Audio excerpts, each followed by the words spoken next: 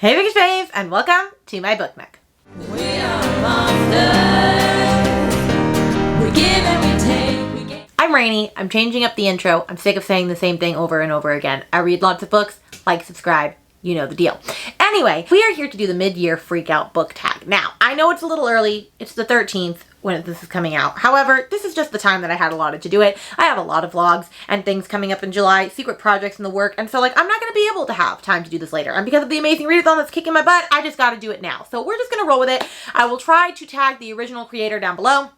And basically, it's a bunch of questions to reflect on the first 6 months of reading for the year and, give you some favorites, disappointments, all that different sort of stuff. So with that being said, I will put all the questions underneath here and we're just going to get rocking and rolling while my kid is asleep and my other kid is out at the store with dad. So, ready?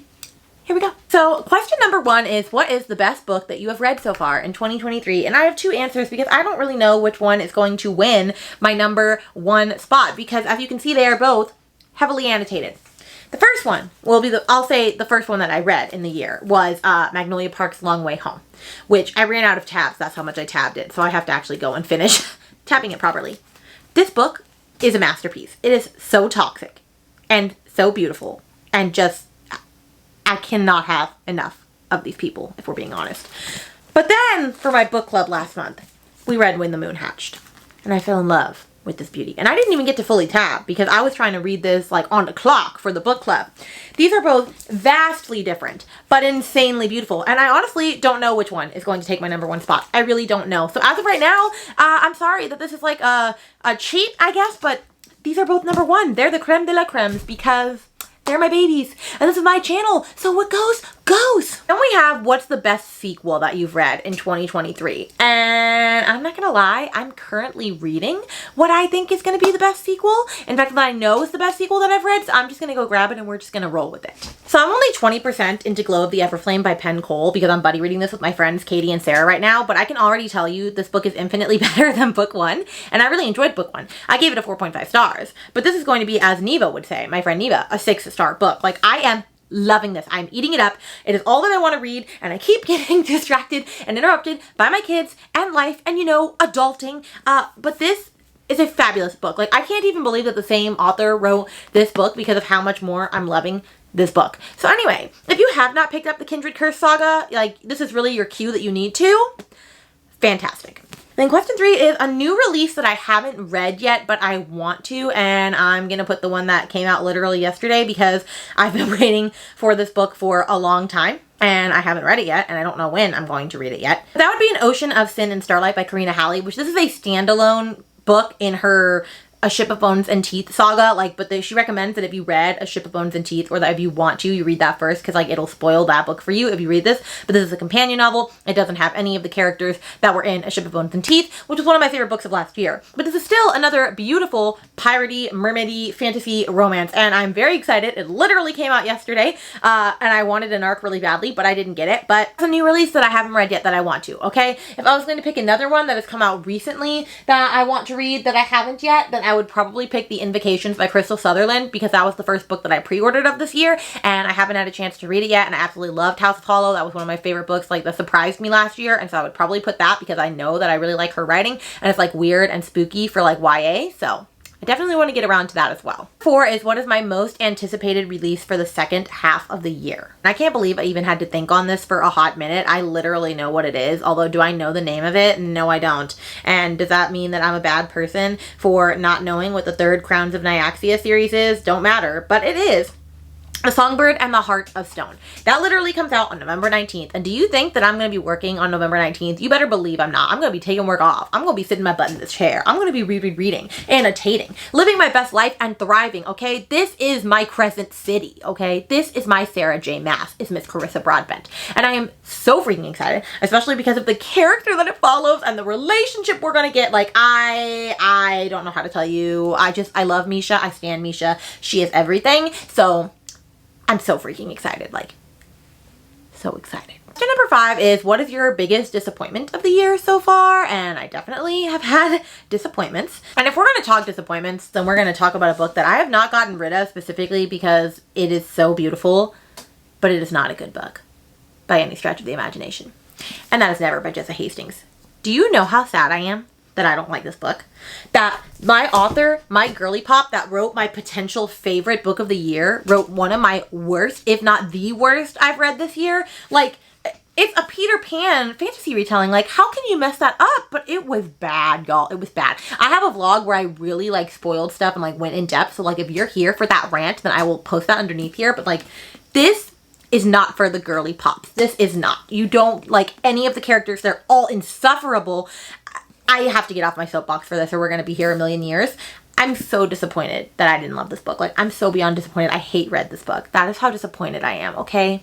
That is so disappointing. Number 6 is what was your biggest surprise of the year so far? The biggest surprise is a book that I actually can't talk about. It's for a secret project, so I'm going to put the one that comes after that. My biggest surprise for the year, and I don't know where I put this book right now, would be The Fury by Alex Michaelides, only because every single person that I've heard talk about this book so far has roasted it, saying that it is so bad and that Alex Michaelides like just had a one and done type deal with The Silent Patient, which if The Maidens was the only other book he'd wrote, I would have told you yes, because that book is trash.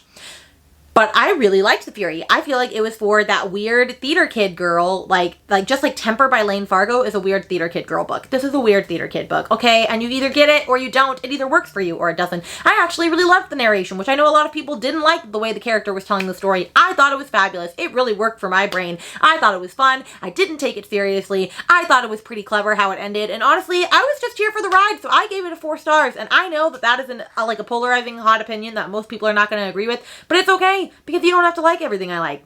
But The Fury really did work for me. Number 7 is your favorite new author, debut or new to you. And I feel like I cannot just say this about one person, so I'm gonna pick a couple. One would be Claire Sager, because I read Kiss of Iron this year and I was obsessed. And I'm in the middle of Beneath Black Sails by her right now, and I absolutely love her writing. I feel like she just has a really great, like, I don't know, like, she just writes romantasy really well. Like the tension, the slow burn, the banter, all of the thing. And honestly, I'm gonna have a couple new authors. Sorry, friends. I have to do this. I also really, really, really loved L.J. Andrews when I read The Ever King. That was a fantastic book. I also really loved One Dark Window by Rachel Gillig. Like, I keep looking at all of the books that I've read this year and I'm just like, this is fabulous. Like, I read my first Danielle L. Jensen this year with A Fate Inked in Blood and then The Bridge Kingdom, and I really, really liked the way that she does her writing. I read Penn Cole for the first time this year with Spark of the Everflame and O of the Everflame. I'm like, I read so many great books this year. Then I read Sarah A. Parker for When the Moon Hatched, and I had never read her before. And then I read Helen Shearer with Slaying the Shadow Prince. I had so many fabulous new authors introduced to me this year because I really started to enter my romantasy era, and like, I'm very much here for it. And so honestly, they're all just fabulous. All of those are simply fabulous authors. Number 8 is who is your newest fictional crush? And I know the exact answer to this. I know the answer to this. Like, this is not even a little bit difficult. It immediately came to me. Con. Okay? Con.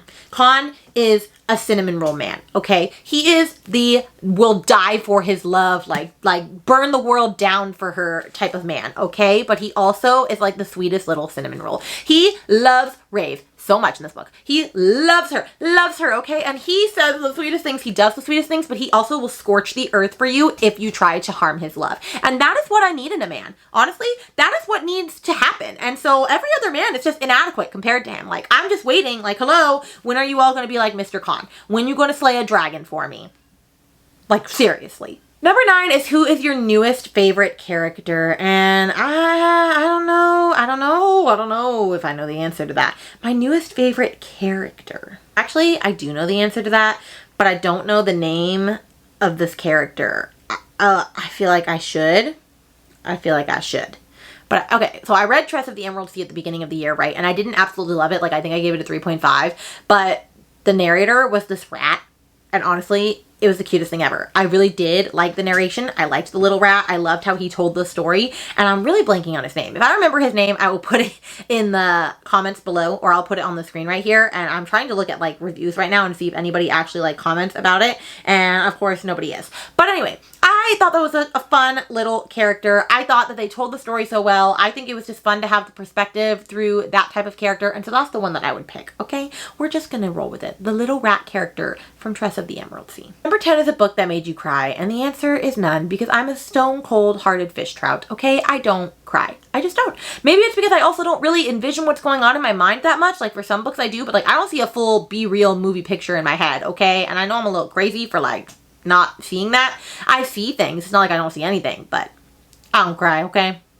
I don't cry. Number 11 is a book that made you happy, and it's actually, I'm gonna pick maybe a couple more than one. That for sure made me happy that I read recently that had me like kicking and screaming and giggling for my whole life was Done and Dusted by Lila Sage. And yes, the air just kicked on and I'll turn it off in a minute.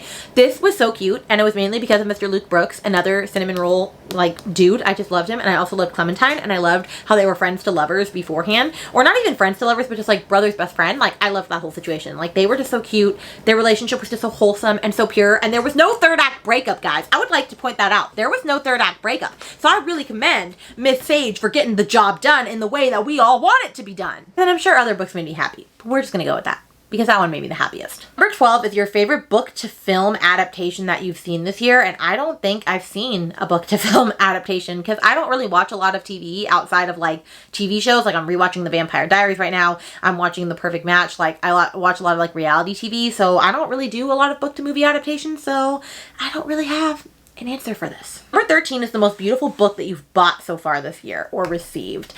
And that is very tricky, but I think I do have the answer to that. Every time I think about this book and how I haven't read it yet, I just think about how I have the most stunning edition ever. And I don't even remember which box, like Bookish Box subscription did this, but I ended up getting it and it is beautiful. And that's Rise of the Cinder Fae by Whitney Dean. I mean, first, like, look at this. Iconic, stunning, everything. And then you open it up, right? And like, we just have to like give this a moment to really breathe. I don't think I can say anymore how beautiful this book is. I'm literally obsessed. Like, most stunning book that I own, if ever, not just in this year. Cameron literally died on the last question. It is fine. It's fine. Anyway, the last question is basically what books do you still need to get to by the end of the year? And honestly, there's a lot of answers to that. So I'm just going to name off a couple that I can think of off the cusp. I need to finish the Magnolia Park series, okay? I need to finish Crazy Hates the Great Undoing, and I need to finish Magnolia Park's Into the Dark, okay? I need to finish those. I also want to finish the Kindred Curse saga. So I want to immediately read Heat of the Everflame after because I'm having such a fabulous time with Glow of the Everflame. I need to finish the Done and Dusted series by Lila Sage. So I actually need to read Swift and Saddled for a book club this month. And then I also want to read Lost and Lassoed. So I need to get to those by the end of the year. I'd love to continue on in the Fate of Wrath and Flame saga. And so the next one would be A Curse of Blood and Stone by K.A. Tucker because I absolutely loved that. I would love to also finish the Ever King and read the Ever Queen because I really loved that by L.J. Andrews. Honestly, there's a lot of fantasy romance series that I started that I would like to finish, like Two Twisted Crowns by Rachel Gillig. I just need to finish all of these romantasy series that I'm absolutely loving. But like, there are so many books that could go on this list. So like, that's just a couple of them, okay? With that, that is the mid-year freak out book tag. I had a lot of fun with this. I have read a lot of really good books this year. It's going to be really hard to narrow down at the end of the year, like which ones are my favorites and which ones are not. If you got to the end of this, and let's put a pumpkin emoji because I'm thinking of Rise of the Cinder Fae, and let me know what your best book of 2023 has been so far. And then if you want to do this tag, then consider yourself tagged. I'm not going to tag specific people, but basically, if you want to do this, then do this tag. You have been nominated, okay? Go team. Rah rah, sis boom ba. With that, I will see you guys in another video very soon. Bye.